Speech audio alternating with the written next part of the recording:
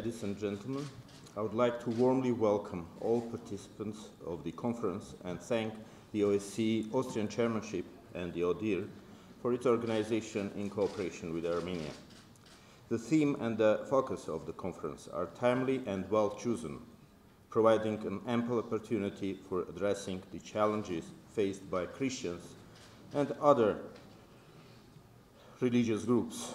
Several reasons contribute to the importance of the conference for Armenia. First, historically being situated on the crossroads of different civilizations, Armenia has cultivated deeply rooted traditions of coexistence and respect towards other cultures and religions. Being the first nation to adopt Christianity as a state religion, Armenians stand among the foundations of the Christian civilization. We always have had very strong relations with Muslim nations and states as well as with others. As a nation that has communities in almost 100 countries of the world, Armenians have first-hand knowledge on the value of tolerance and on the problems of discrimination and hate speech. We consider this conference in Yerevan as an opportunity for presenting and sharing our national experiences. Second, being historically persecuted in their homeland under foreign domination, including based on the religious grounds, after joining the family of sovereign states, Armenians cannot close eyes to the sufferings of those who continue to experience religious discrimination and hate-motivated crimes. We actively contribute to the international efforts aimed at preventing identity-based discrimination and violence. Our most recent initiatives in this regard include the adoption of the resolution on genocide prevention and the UN Human Rights Council in 2015, and the adoption in the same year of the resolution on International Day of Commemoration of the Victims of Genocide at the UN General Assembly. These efforts will continue. Countering hate speech, intolerance, xenophobia was one of the main priorities of Armenia during its chairmanship of the Council of Europe in 2013. At the wake of terrorist activities of ＤԱԵՇ and other terrorist groups, Armenia has been among the first in the United Nations and the OSCE to raise the issue of protection of religious and ethnic groups and strongly advocate for strengthening of the international commitments in this regard. Third, the hosting of this conference in Armenia is a further step in our efforts to raise awareness on the plight of endangered religious groups. I recall the two high-level events of supporting the rights of Christians, particularly in the Middle East, and on mutual respect and peaceful coexistence as a condition of interreligious peace and stability, supporting Christians and other communities, held respectively in 2015 and 2017 in Geneva in the frameworks of the UN Human Rights Council, coordinated by Armenia, Russia, Policy, Lebanon, alongside with other partner countries. We have also supported the initiatives on streamlining issue of protection of religious and ethnic groups in the Middle East. Armenia contributed to the International Conference on the Victims of Ethnic and Religious Violence in the Middle East in Paris in 2015, and the Conference on Victims of Ethnic and Religious Violence in Madrid this June. Armenia has also focused on the plight of refugees and migrants from the vulnerable groups of the Middle East during such recent international events as the 2016 UN Summit to address large movements of refugees and migrants, and 2016 Leaders Summit on Refugees, 2017 OSCE Mediterranean Conference on Large Movements of Migrants and Refugees.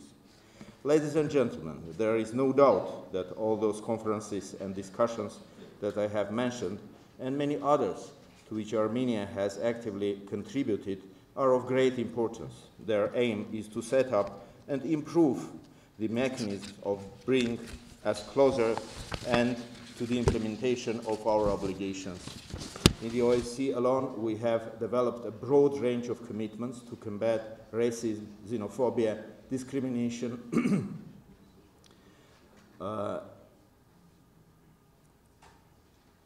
anti-Semitism and intolerance, including against Christians, Jews, Muslims, other religious groups, and to prevent and respond to hate crimes. There is a consensus among participating states and that adherence to these commitments is crucial for the maintenance of peace, stability, and security. Thus, it is high time now to ensure that the OSCE possesses effective mechanism and expertise to assist participating states in taking appropriate action to protect Christians and members of other religions. I would like to bring one example in this regard. The Krakow document endorsed by the 1994 OSCE Budapest Summit stipulates that the participating states will pay due attention to monuments and objects of religious origin whose original communities no longer use them or no longer exist in the particular region. Numerous Armenian churches, monasteries, cemeteries were destroyed, erased, confiscated, and appropriated in the 1990s and 2000s in the places from where the indigenous Armenian population has been expelled, stand as a stark reminder of the cleavages between the communities and their implementation. Such situations should not be permitted. Recent international reports drew a quite appalling picture with regard to the religious freedom in the world. According to one of them, nearly 80% of the humanity lives in places where restrictions on religion are either high or very high. According to others, there is a deterioration of the situation in this regard, including in some OSCE participating states that are in the immediate neighborhood of Armenia. In these countries, the areas of particular concern are the rising numbers of the prisoners of conscience, dissemination of the hatred, especially through the media and education. There is a certain tendency in the OSCE area among those participating states whose non-compliance with the OSCE human dimension commitments, particularly with respect to the fundamental freedoms, is well known, to disguise human rights violations by depicting themselves as islands of tolerance and non-discrimination, or even best examples to be followed by others. Portraying themselves multicultural, multi-religious in one organization, seeking religious solidarity in other organizations, and finally, nurturing own population by hatred as a substitute to human rights may work only as a short-term propaganda, but will certainly undermine stability and security in the region. Unfortunately, religious dimension has often been invoked to mobilize support in the conflict situations that have never had anything to do with the faith. Some organizations, which are based on religious solidarity, support these claims, potentially exacerbating already complex conflict situations. We believe that the OSCE and first and foremost those participating states that are members of such religion-based organizations should resolutely reject such threatening practices. In reality, most of the current destructive conflicts take place not between, but within the same religion, and this is evident especially on the example of the modern Middle East. Ladies and gentlemen, today, nowhere the hate crimes against Christians and members of other religious groups are as widespread as in the Middle East, where three major world religions were born. For centuries, the Armenian nation has constituted a part of the multicultural and multi-religious mosaic of this region. This diversity of the Middle East was once a remarkable asset. However, the interchanging waves of nationalism and religious fundamentalism have significantly altered the religious and ethnic structure of the region. As a result, Christianity in the Middle East declined from about 20% of the population to less than 5% in the course of the 20th century, and the numbers were even less in the beginning of the 21st century. In Iraq, Christians declined by 80% in the past decade. In Syria, the Christian population has fallen from 1,250,000 to less than 500,000 in the course of just past 6 years. The once thriving Armenian community in Syria has also sharply declined. Armenia has received more than 22,000 refugees only from Syria, making our country the third largest recipient of Syrian refugees in Europe on per capita basis. Yazidi people in Iraq are one of the main victims of religious-based violence in the Middle East. International community has recognized genocidal nature of the barbaric actions of terrorist groups against Yazidi people, their culture and religious heritage.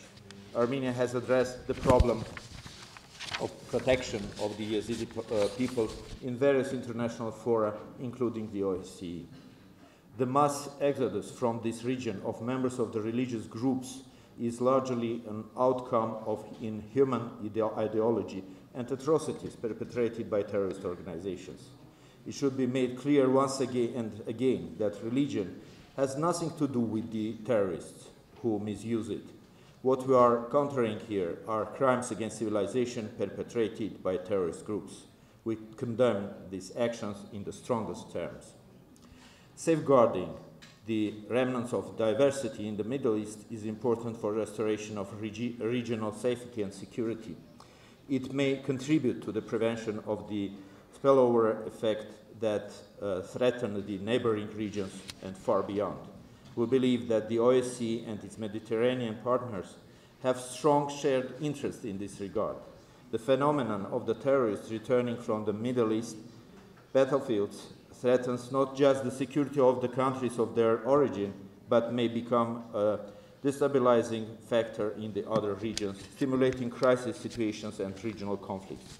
The Daesh-style beheadings and other despicable atrocities are already not limited just to the Middle East. The recent research showed that there are considerable numbers of fighters in the ranks of Daesh from OSCE participating states that are neighboring to Armenia. This is a matter of concern for us, and I am sure many OSCE participating states share similar concerns. Ladies and gentlemen, the civil society groups and the organizations are essential in the struggle against discrimination and intolerance. I hope that the two-day audio workshop, which took place in Yerevan prior to this conference, helped to further identify the areas where the civil society can contribute with its added value to counter hatred and bias-motivated violence against Christians and other religious groups. I am glad to note that wide presence of at this conference of representatives of the civil society from different religious backgrounds. I would also like to note that Armenia has strongly supported the chairmanship priority on countering violent extremism and radicalization, also with focus on youth. We share the views that young people are important partners for the participating states in our hate crime prevention efforts. Investment in youth, the struggle for their hearts and minds, will largely determine the societies of the future. It is among the aspirations of the OSCE to build a future free of intolerance, hatred, and xenophobia. I wish all participants of the conference fruitful and result-oriented discussions. I hope that recommendations that may come out of the conference will provide food for thought for the OSCE and its institutions for their further consideration and work. Thank you.